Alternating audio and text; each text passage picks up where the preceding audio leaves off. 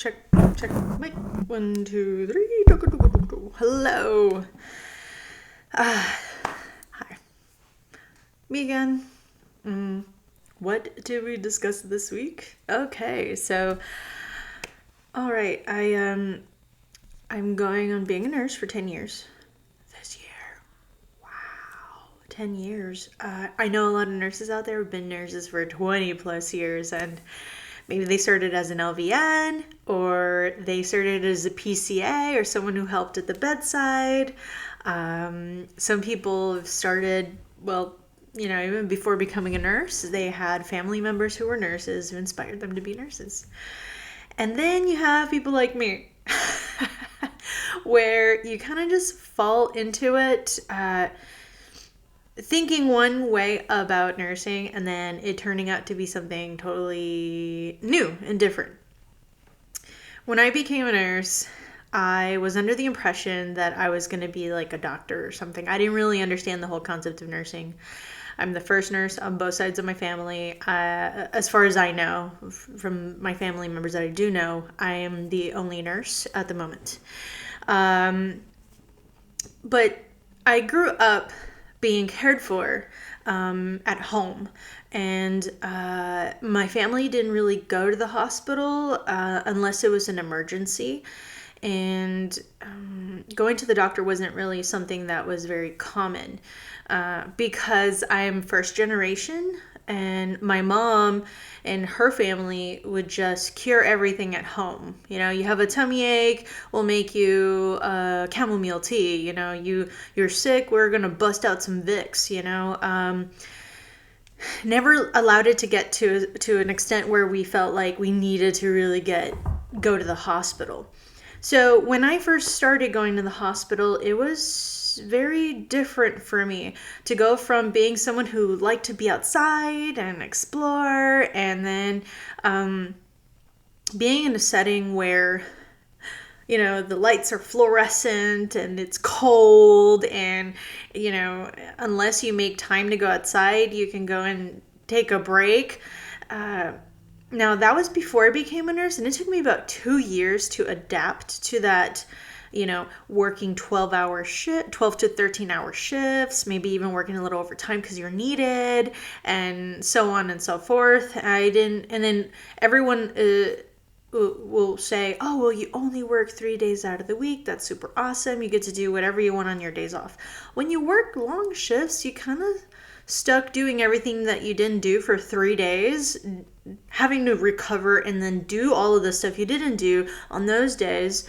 And sometimes your schedule might change. If you work as a floor nurse, pretty much you're required to work every other weekend. So you don't always have you can plan some weekends, but if you're very strategic about it, fantastic. If you're not, like I was for 2 years, I was just like, I'm going to be a nurse, I'm going to be a team player, and I'm going to, whatever's needed, because I thought that's what I was supposed to do. I thought that, I should be grateful for having a job as a nurse.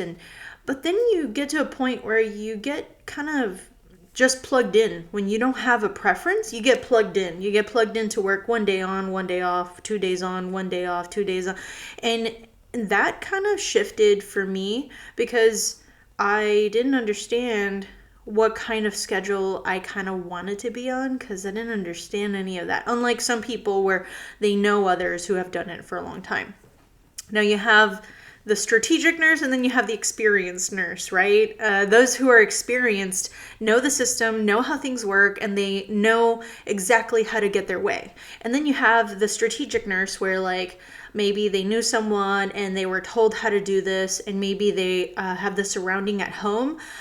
I was that nurse that didn't know any of these things, wasn't aware. I come from a family where, like, when you're given a job, you do your total best, no questions asked. Like, you worked hard for this and you should just be grateful. But then I burned out so quickly, and it was very difficult for me because I started as a med-surg nurse, wanting to do ICU, but no matter where I went, there's like, oh yeah, as a new nurse, you can't go straight into ICU. You have to have some experience. At least this was back in 2016 when there was a bit of, I mean, there still is, and where I was, which is South Texas, nobody wanted to work med surg. Nobody wanted to work telemetry. Nobody wanted to work, and still to this day, it's still an issue as far as staffing goes.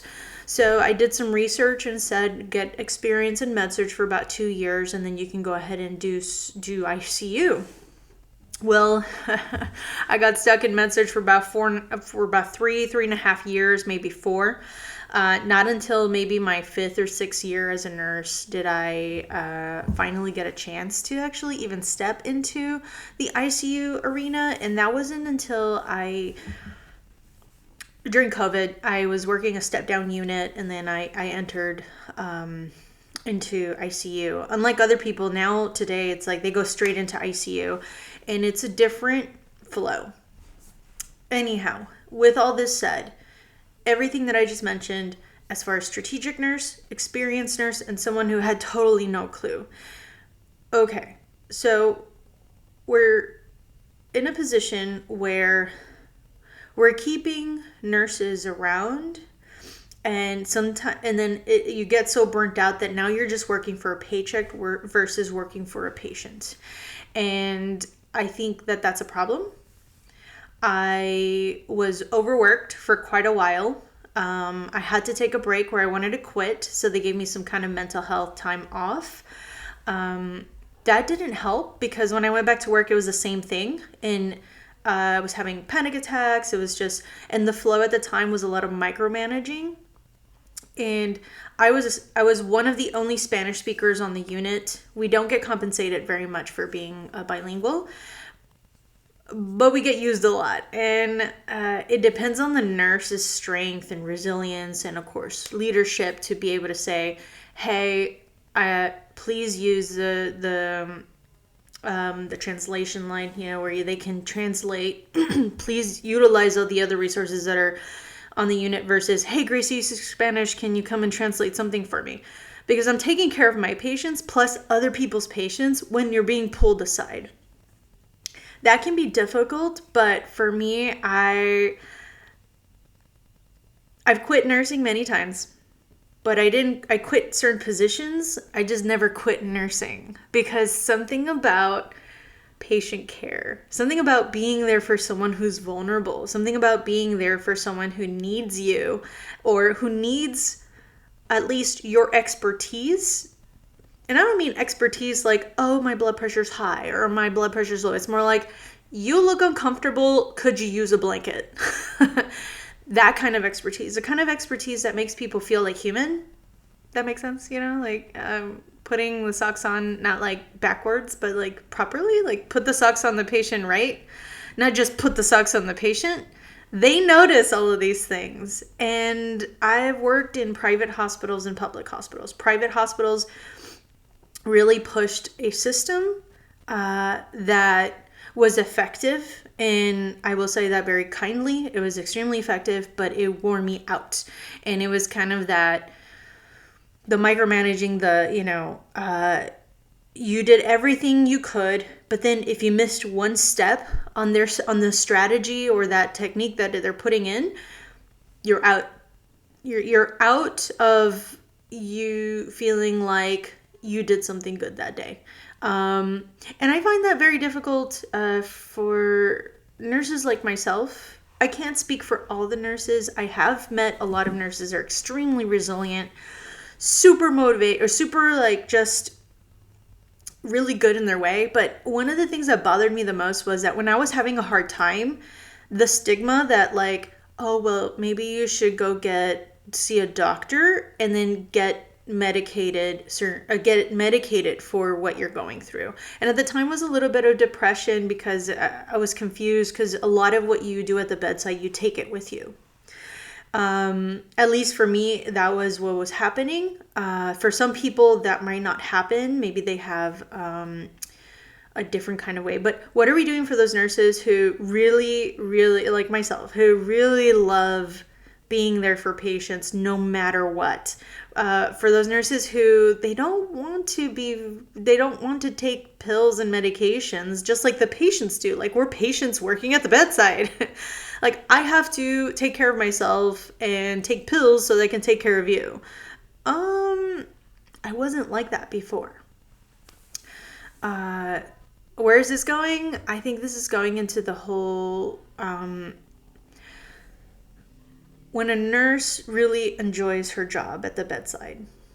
There's things like you'll see them volunteering to do all these things, but sometimes it's for a higher purpose, like, oh, they want to get their master's, or they want to get a degree in be a nurse practitioner and then move on, or they want to do ICU because this is just a path of their goals, versus like, oh, I would really appreciate being an ICU nurse to see what that's like and to be there for those who might need me, and to see the reverse of the importance of taking care of someone in a med-surg position, in a step-down position before they go to ICU. Now, I went through the path of like med-surg, step-down, ICU.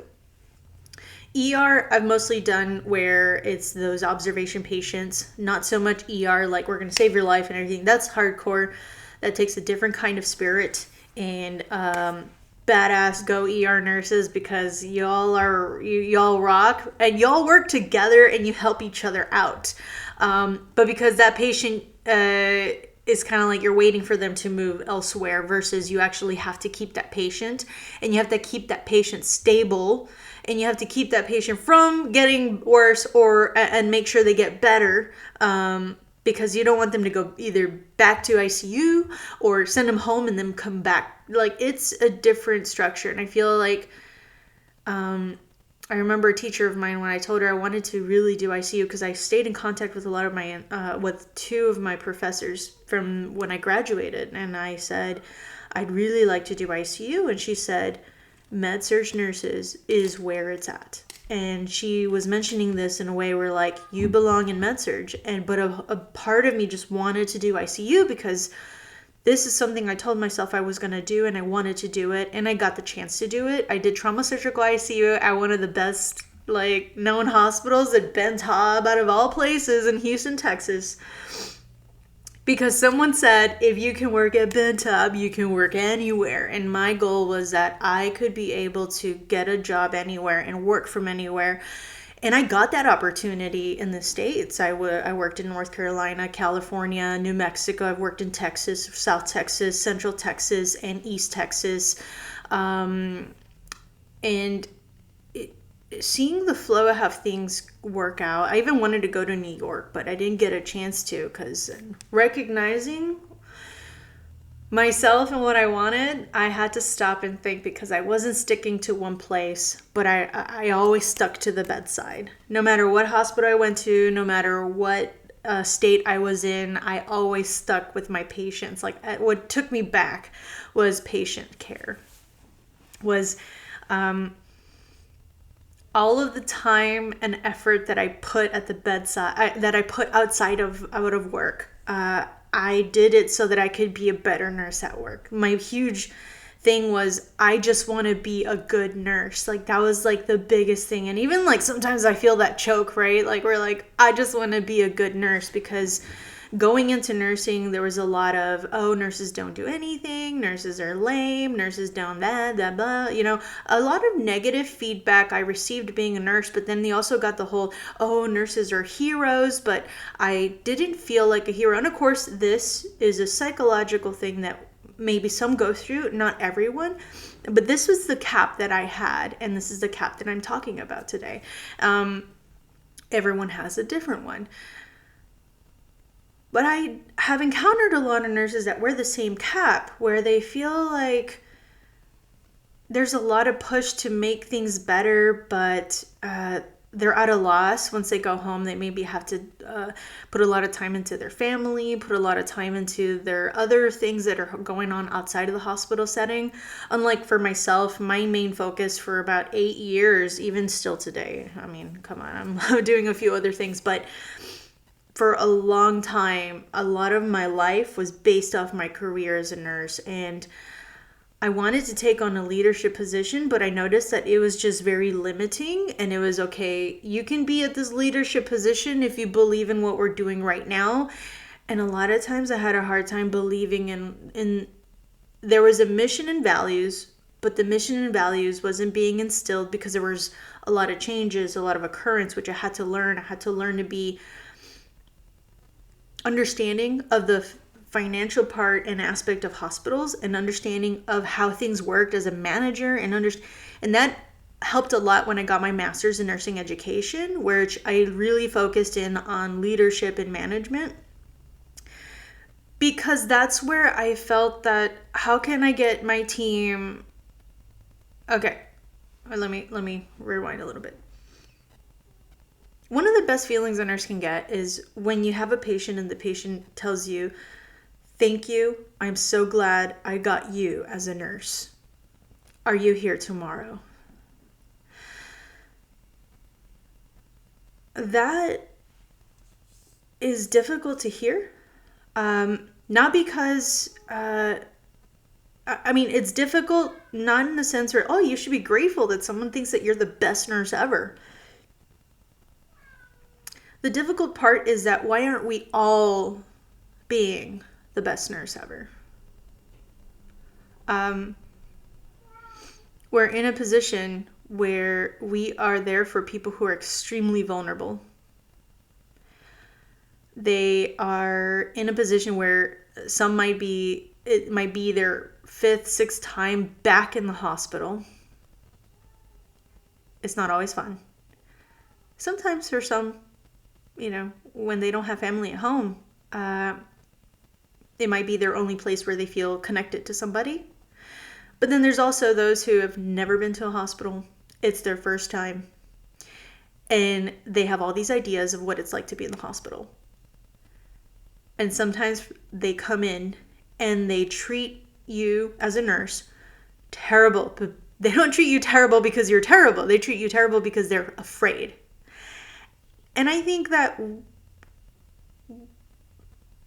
when we stop to reflect on these things, which I had to always go to the past. Go to the past into nursing school. What did I learn there? Go to the past into what was available for me to learn and why I was learning it. And one of the biggest one was therapeutic communication, which I'm now advancing more into. It's so important. How some people might think, oh, well, I am an extremely resilient person. I don't have to expect anyone to be there for me. Okay. And I'm gonna, all these other things, but instinctively, there's no such thing as a bad nurse, but there can be such a thing as a misunderstanding. Where communication comes in. It's beyond what I can really discuss in this video.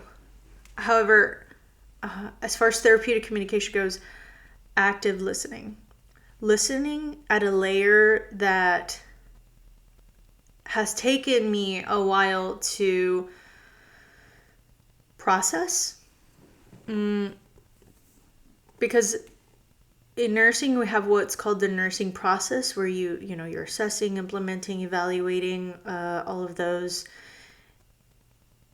And in that picture of a nursing process, what you learn is not what you have to do as a nurse at the bedside is not see them as a disease, but see them as a person.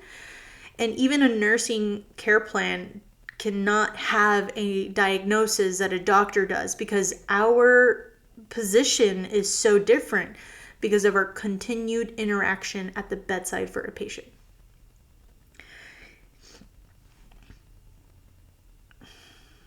And I think we forget that. Sure, nursing pays well. Sure, you always have a job as a nurse.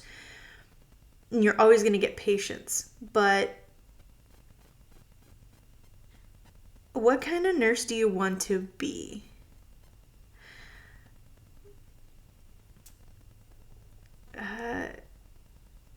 not the nurse you wish you could be, but what's the kind of nurse that you are right now? I know so many fantastic nurses, and I used to be told that, oh, this nurse is terrible on this, and this category, and this person is great because on this, and this category. But what I learned is that no, there's no such thing as a bad nurse. And if there was, they don't last very long at the bedside. And if they do, it's because we don't have a set way of being as a, I don't know, I've been a nurse for 10 years. My perspective of what a good nurse is has really expanded, and in a way that always sees the good in the small things that nurses do. Perhaps that nurse didn't bring you a blanket, but you bet that they drew your blood and they got you the medication just on time. And it's like it's a very weird phenomena as to like seeing what's good and what's bad. And this and everything that I've mentioned right now, I did not come up on my own. A lot of this was extreme feedback from patients and other nurses. Sometimes we forget to listen. And maybe even if we do and we have this perspective of who we are, other people are seeing us a certain way because we are acting out who we are versus actually being who we are. And that's what I'm working on. This is just a certain aspect in a little string of what understanding the different kinds of leadership, things that can be understood. It's a lot of work, but sometimes if you make it fun, it's not a lot of work. If you really get along with those around you, it's not a lot of work. If you really enjoy, actually, you don't just save a life by giving the right medication. You save a life by having the right attitude and being a good nurse. And I think we all need to, at least if you're one nurse or one leader who's doing a fantastic job, but it's becoming very difficult to get others on board, don't give up. Continue to inspire those around you and find ways to communicate with those who feel the same way you do. Which I think is important to keep in mind what the mission and values are of a hospital setting and what they stand for. And if you believe in that, that's fantastic. And if you don't, hospitals are more than happy to listen to what you have to say. It's just, how do we provide that foundation of allowing nurses to really advocate for themselves in a way that also is advocating for their patients or for the people that are coming into a setting that is extremely vulnerable and anxious driven.